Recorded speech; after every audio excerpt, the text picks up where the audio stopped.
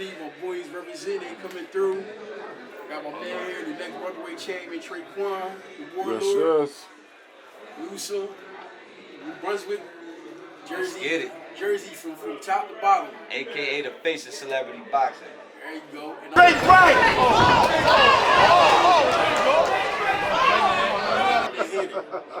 And that's his lane. Flashy, looking good, smooth. Me, I'm just running through shit. Let's go, get back to him. Straight right. Can I have it? Huh? Can I have it? Now earn that, baby. What you doing, man? Fuck the damn setup, I get you in the ring.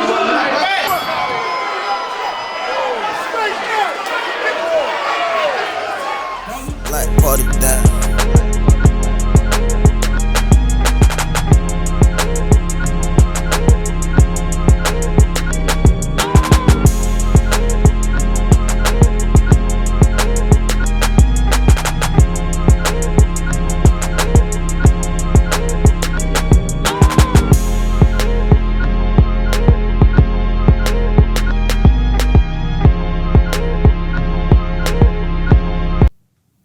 Yeah.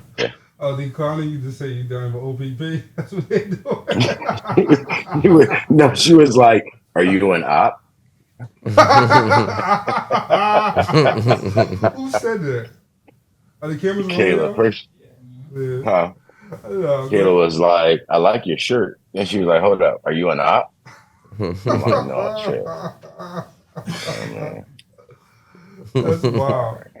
What's going on, Trey? I can't call it, man. How was the trip out here? A little further than you thought, or? Nah, it wasn't that far. I thought it would have been a little further than what it was, but Yeah. I was like, yeah. All right. It was right here though. He had a little trouble, man. He hit me up. He was like, "I think I made a wrong turn." I was like, I don't know how to help you. Yeah, it's like when you make that, you know when you turn into that wrong neck of the woods. I'm like, oh nah, I don't think we supposed to be over here. Right. I knew Right. I knew I was in the right spot once I started seeing pit bulls. I'm like, oh, all right. Yeah, it's very diverse over here. You know, it's very diverse. But no, yeah, he was calling me, and I was like, yo, I got shrimp Alfredo in my hand. I got broccoli in my hand. I was like, I don't know what to do. I was like, call Tiki. I was like, call Tiki. For real. Well, we appreciate you making the trip out here. This is big. We got the face of celebrity boxing on the couch. Yeah, man. Put your Sedale, put your camera on. Oh, that's a bad. You can see him now? Yeah. Perfect. Yeah. Okay. Okay. Oh, with the belt with him as he should. So you know what I did? John blinging. I put the yellow OPP Yeah. and said, let me I go match with these. Yeah, I need one of them shirts, man. Oh no, we got you. We just, we in the process of trying them all out, see how people like them. But we get a lot of requests for these ones. It's crazy. Yeah. Yeah, so let's get into it. You know what I mean? We got Trey. So, but before we introduce you, we got to welcome Opposing Perspectives podcast. I'm your host, Sedale. And I'm your boy, Ralph's favorite on IG, a.k.a. James. So you're Ralph's favorite. No, he's James, a.k.a. OPP, a.k.a. Ralph's favorite, okay? But I don't got no underscores. We got the face of celebrity boxing here. We got my man from New Brunswick out here that just knocking people out. I mean, y'all should have seen him June 8th. I mean, knocked my man right into the canvas. Like, I mean, that fight was Listen, over they gonna quick. see some footage coming soon. That fight was over quick. I mean, I'm telling you. Yeah, man. Traquan in the building. You want to know what's so crazy about that fight? Was it the first? I told them both press conferences. I said, yo, I'm going to give you two choices. You can either go out on your back or on your face. Which one did he choose? Did he choose one? Nah, I just chose for him. He was taking too long. I was about to say. He was taking too He long. got chosen. You know what I mean? That's wild. Well, listen, Trey, tell us about yourself. Like, who is Traquan? Well, I was born and raised in New Brunswick. 2 kids now. Okay. Married. as you fighter still, but I'm also a coach too. Right. But Okay. other than that, just a regular person, man. Yeah. Nah, you regular Out right of now. New But Brunswick. when you in the ring, you different. You know what I mean? That's when the face come out. Yeah. You know what I mean? That's like my what do they call those places where you could go in there and smash everything? That's like my I know what you're talking rage about. room? yeah, my rage room. Yeah. Nah, them joints is lit. I actually went to one too, yo. That joint is lit. So when did you get into let's talk about when did you get into boxing? When I was about 8. And how did you get into it? Who brought you into Put it? you on. My grandfather. Okay. My great grandfather, should I say? Oh, really? So Yeah, my father's grandfather. So he like trained you or in everything, or just Yeah. showed you? He introduced me to the basics, showed me how to shoot a jab. Yeah. So, But what made him just pick you to like? That's what I'm about to Let ask. me. You know what I mean?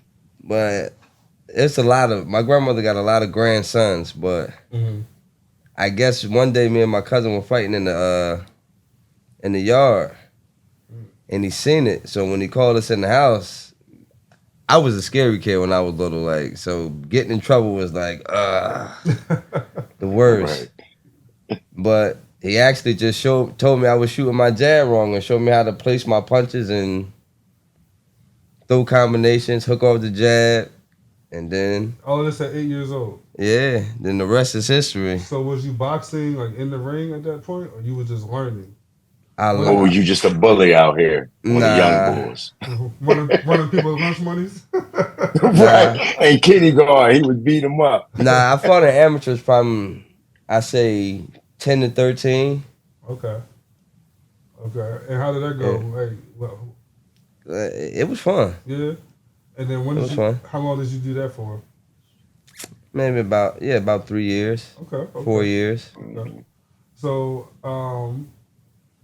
what was the next step with boxing? How far did you go with it?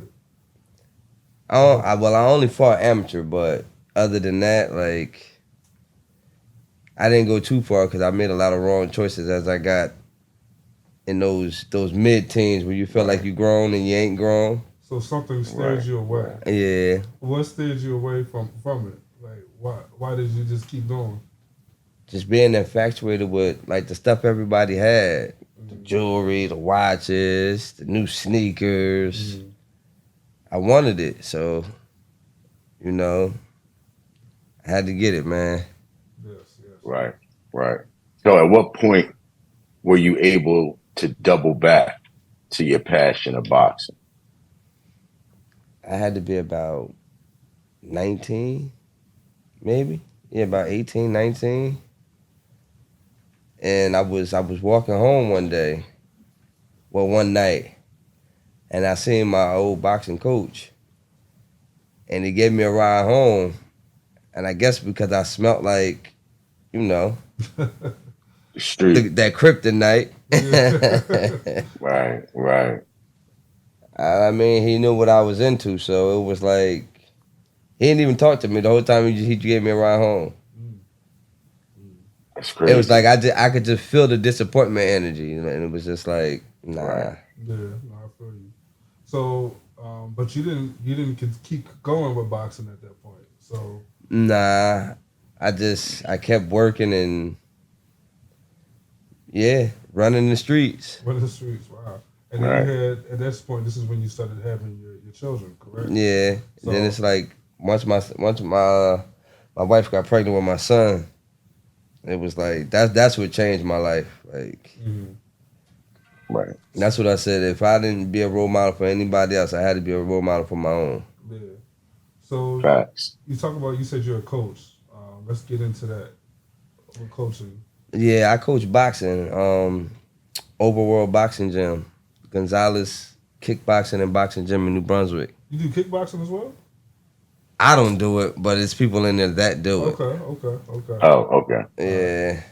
So, how many fighters do you have? Are you looking to start your own promotion and raise a couple fighters up? Yeah, man, I got a couple young fighters under the banner. Warlord Promotions. Okay. Yeah. Okay. I got a couple of young stallions, man. How many? What ages? My son is 15. Okay. My nephew Oh, is right. 17. And then I got 2 twin nephews that's 14. Damn. Wow. Yeah. Okay. So you want to shout them out? And who then they are, you know? and then I got one I call him my oldest because when I started training him, people really thought he was my son, and it was like, nah, this is a grown man. Yeah. So these fight, you know, your young core right here. Are they? You expecting them to go amateur? Are they currently fighting right now? Well, yeah, they're in amateur right now. And how are they doing? They're doing good. Well, my son, he's in the amateur right now. My nephew, he's got a fight coming up. Oh, okay. And are you his corner man as well? Yeah. Yeah. Yeah, You gotta invite us out. And let us know. We'll definitely Yeah. come out and check. Next it fight. out. About that. Yeah. But my nephew, he only gonna be in the amateur for a little while. I'm gonna bring him with me to celebrity boxing. What? So speaking of celebrity boxing, so when did you get back into celebrity boxing? You know, how old was you? What prompted you to want to get into celebrity boxing? Well, I remember my man Rich Poe. He rapped, so he did he brought somebody out. I can't remember what fighter it was, but Shout out Rich Poe. I spanked that Shout fighter out too, Rich wherever Poe. it was. I forgot who the fighter was, but I wouldn't mind whooping him too. But yeah, he actually introduced me to Paul and Sherrod. Okay. He called Paul for me that day. Paul wasn't answering the phone because you know Paulie is a man with a 1,000.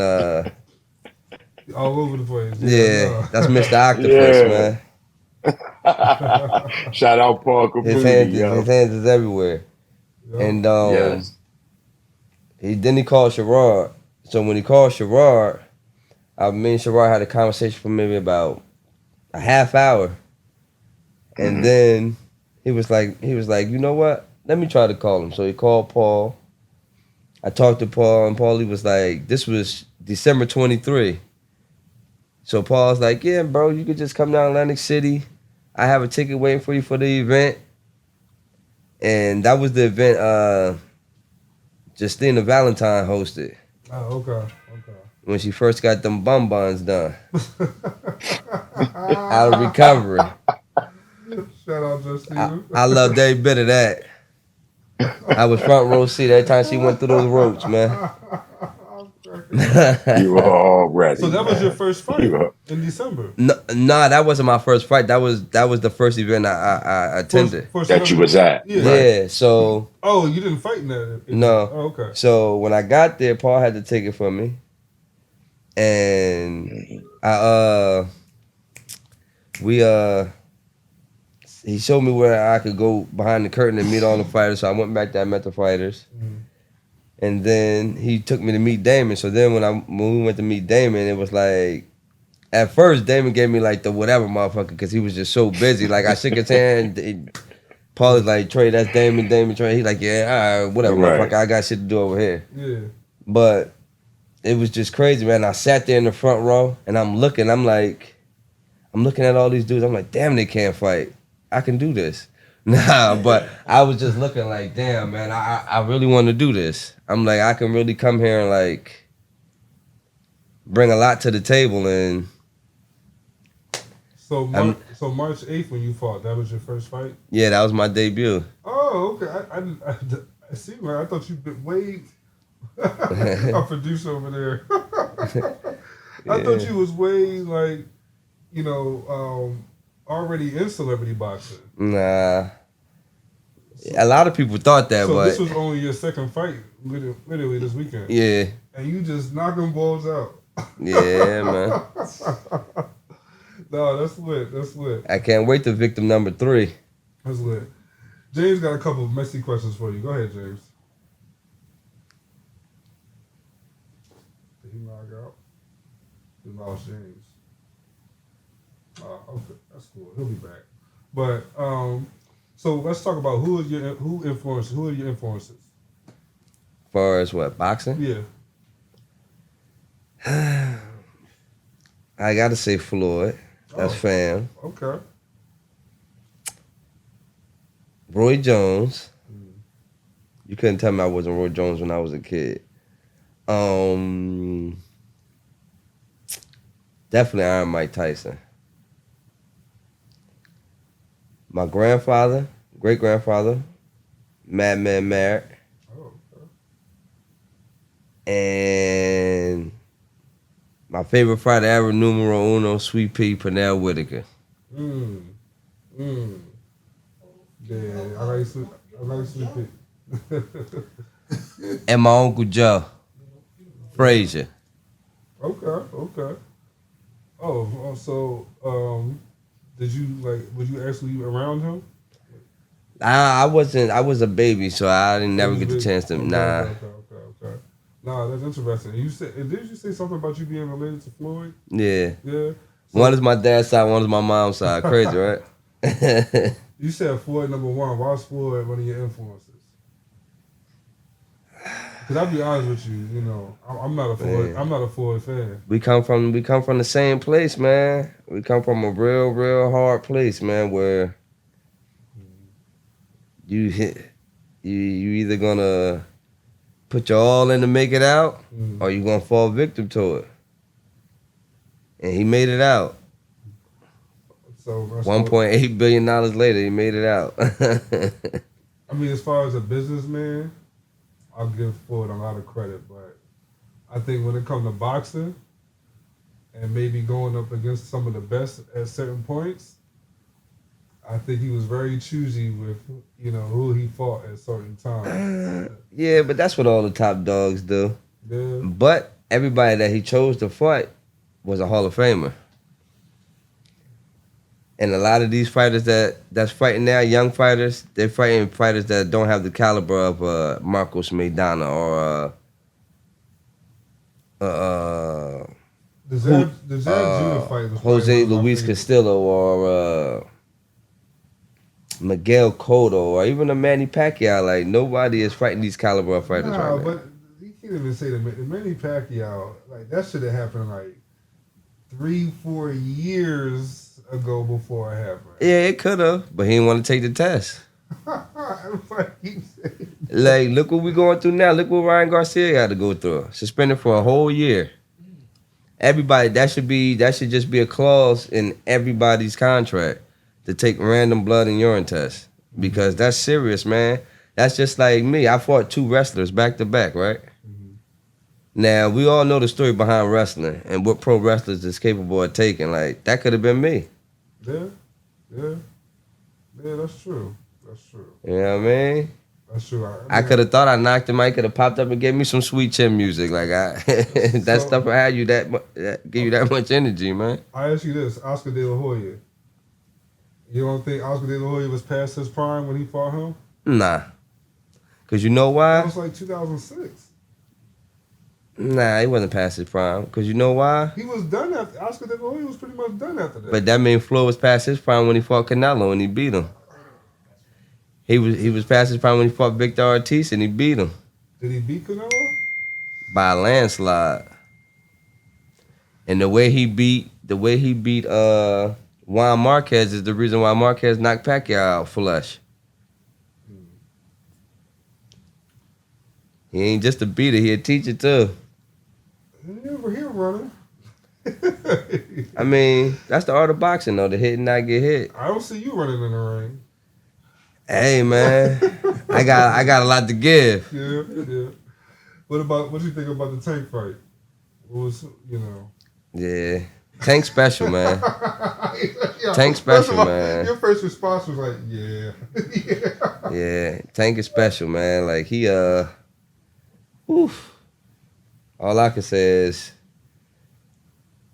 whatever that water was in the west side of Baltimore back then, damn, boy, it turned him into something else. That boy special. We got James back in the building. Okay.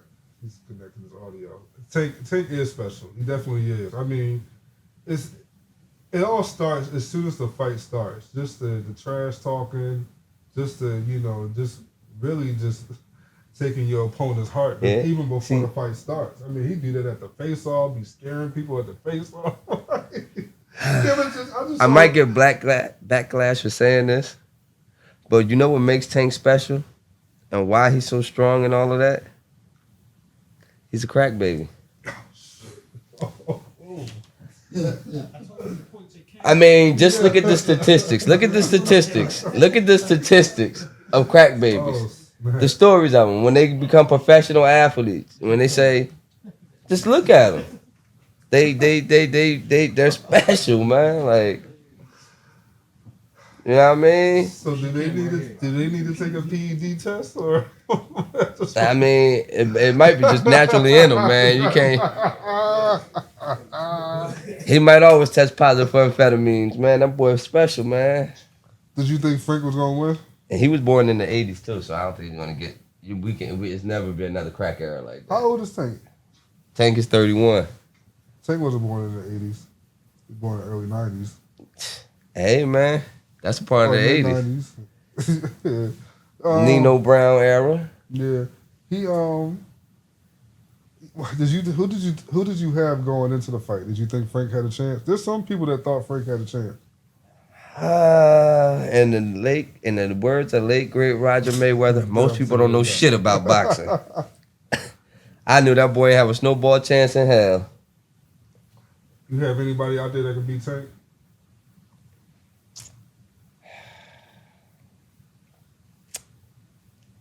Damn, that's a hard question. James, you got anybody that can beat Tank?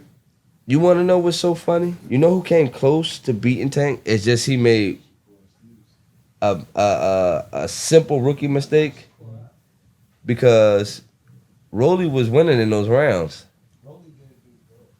He did good. He was winning in those rounds. If he could have kept that same pace, see the thing with Tank is he take his time to line you up, and he's not really hitting anybody nobody that's hitting him is a puncher like him. Because once he fights somebody that can punch like him, that's when he's going to showcase his boxing skills. Right now, he's just showing that, nobody can withstand that power with the little bit of skills that he's showing. He hasn't fought anybody yet that's going to bring that boxing up out of him, that amateur to pro boxing up out of him when he has to use his skills. He got to keep up a high guard or really have to move around and pivot and slide out and teardrop this way, and it's gonna he ain't fought nobody that caliber. Shakur Stevenson would be the man for the job, but Shakur don't got enough power. He's not gonna fight Shakur right away. Nah. Now, what I can say was going to be a match of a lifetime for him is Lomachenko. That's what's gonna be next, Loma. But he gonna beat Loma up too. He gonna have to. He beat him up. He gonna have to box, because if he don't box, we see what Loma did to Devin Haney, and they still gave it to Devin Haney. I don't know why. Devin Haney should be. He should have 2 losses on his record. Yeah, I'm not a Devin Haney fan either. Yeah, I'm not either. His dad talk all that shit. Then when the son get paws put on him, he start crying for him. Like, damn, if you doing all the crying, what the baby's going to do? James, Sherrod in the building. Oh, man, you. Come on, big My boy Sherrod in the building. Turn the camera over so I can see the face. Yeah, he mad at me, y'all. He was like, I'm on my way. I gotta stop at Wawa get a coffee. I was like, all right, old man, come on, y'all. Let me get up there. Yo, I got some food for you though. I made all that food for you, bro. I made all that food. I want to show you all that shit. He's definitely grabbing the coffee. He going off right now, y'all. He just got here. I didn't even realize he walked in. You got little bro, you talking shit, little bro right there. Like, he gonna get out the way. That's the thing. He gonna get out the way. He's gonna let me do it. Yo. Sherrod be on it. You had any messy? You had technical difficulties for a little bit. You had any messy questions for Traquan? I mean, we always gotta put a couple questions out there for you, see where you at with it. You know what I'm saying? First things first is, when you come in a rugged promotion, bro, boy don't walk in the room. You know what I mean? When you come in a rugged, I mean, listen. I don't know your promotion situation. I know you doing your own thing, Warlord, but at least under the celebrity boxing joint, rugged buzzing. You know what I mean? You the face. I don't know. I gotta talk to Paul, man. We could start a rugged team rugged North jersey. Then I mean, make me the ambassador Warlords. CEO up there. I mean, we could talk, man. expansion is key, man. I mean, Expansion is key. take over the whole jersey. Yo, all right. I got pretty boxing platform right now, right? Out of all them dudes that fought and won, outside of Sherrod, you knocking all them boys out? All them boys in your weight class, rather? Definitely. Oh shit. That's without a doubt. That's what I like to hear, yo. So who next? All of them, line them up. Nah, I mean, whatever, whoever want to step up, man. It's like I'm the champ now. I'm leading the way, so it's like I'm not really paying attention to who behind me. I'm not really paying attention to who behind me. You know what I mean? And Trey, what belt is that you hold? Hold that joint out. That camera right there. It's the United States welterweight title. Okay. I come down the weight and take the 140 belt too. Oh snap. Put a little bit of Who pounds got the 140 belt? Put a little bit of pounds on. Take the 154 belt. Who got that belt? It don't even matter. A victim. They just a victim. A victim. That's right. Yeah. That's what's up. That's what's up. Man. They all named 187. Oh snap. Get them out of here. So yeah, man. What do you expect to come out of celebrity boxing? How far you planning to take that, and what's next for you overall? And we'll probably close out. Well, I want to bring a lot of big fights to celebrity boxing. Like, if nobody that's on the celebrity boxing roster steps up, then give me Rolando Romero. I'll fight Rolly. Feel that. Call him out. I'll fight Adrian Broner too. AB. Rolly. Y'all ain't had one of these in I don't know how long, man. Y'all ain't getting this one, but y'all could come let me beat on y'all. It's only gonna be 3 rounds. Well, I don't know. Damon been talking about making these championship fights 5 rounds, 5 2-minute rounds. So let's get it. Oh, 7 minutes, 7 rounds. 6. Oh, it's gonna be 6 rounds. 6 rounds, 1 minute rounds. 2-minute rounds.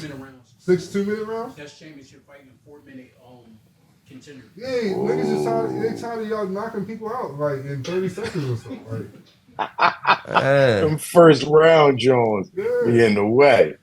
Hey man, I got the record for the quickest knockout in celebrity boxing history. How many seconds was it? I didn't bring no cameraman for that. I thought it was 45, but they told me it was 42. That's what I'm talking about, man. Come get the smoke, yo. So right over here, I missed it like 2 seconds. Like, shut up. Like, somebody, nobody cares. Oh, I be looking through the curtain to make sure when I be saying them, like, oh, man, I be looking at the time like, oh, shit. It's about 35 seconds in. Oh, shit. Somebody gonna try to break his opponent's neck next time you get into the ring. Yeah, but once they hit about 54, I be like, yes. That's what's up. Nah, this is great, man. So yeah, we about to close out. How can they find you? And when's your next fight? I'm fighting on the Sugar Shane card September 28th. You don't have an opponent yet? Nah, I don't got a victim yet, but shit. I mean, it's coming. It don't matter. Yeah, don't matter. I'll be there, black mask, ski masked up, black gloves, black chuckers. So you called AB out, right? All right. Adrian Broner, Rolly Romero. He just took that L too. Rolly. I take Gilly. Gilly think he can box. Oh snap! Gilly not getting in the ring with you, Trey. He not doing that. Meek Mill is scared of academics, so I'm not even gonna call him out. He definitely, yeah, he's scared of somebody that don't even come out the house.